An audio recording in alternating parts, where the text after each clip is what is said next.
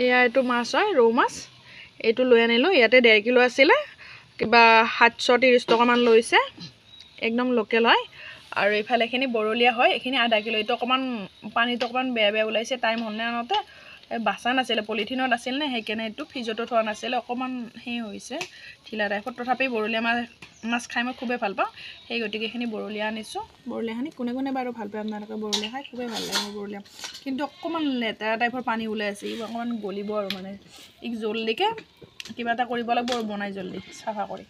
আৰু এখিনি মাছখিনিটো কবই নালাগে এখিনি তাজা হৈ আছে ৰৌ মাছ হয় ধুনীয়া হৈ আছে এখিনি একেবাৰে ইফালে মাছ ফ্ৰাই কৰি আছে বাইৰতে বনাই আছো জুইত আমাৰ জিমি ইফালে মামাকে চিঙৰি আছে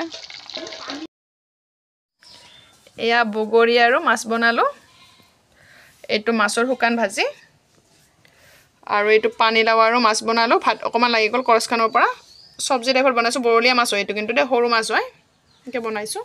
আৰু এইটো শুকতাৰিটা মাছৰে শুকতাৰিটা কোনে খাই বাৰু ভাল পায় আমাৰ কিন্তু খুবেই প্ৰিয় শুকতাৰিটাটো আৰু ইফালে মাছৰ এইটো আদা জাল দিয়া হয় আৰু মাইনা ইফালে গাও ধোৱা নাই এইটো চা এনেকে বহি আছে আৰু ইয়া ভাত লৈছো খাবলে ভোজপাততে লৈছো আৰু খাবলে এয়া শীতল মাছ এয়া খাই লৈছো আৰু এয়া শীতল মাছ আনছিলো এয়া মই খাই আছে ইফালে মাই খাই আছে সো আগত লৈছো এনেকে আৰু যাৰে যে খাৱাৰ মন যায় তাকে খাই আছে আৰু এনেকুৱাকে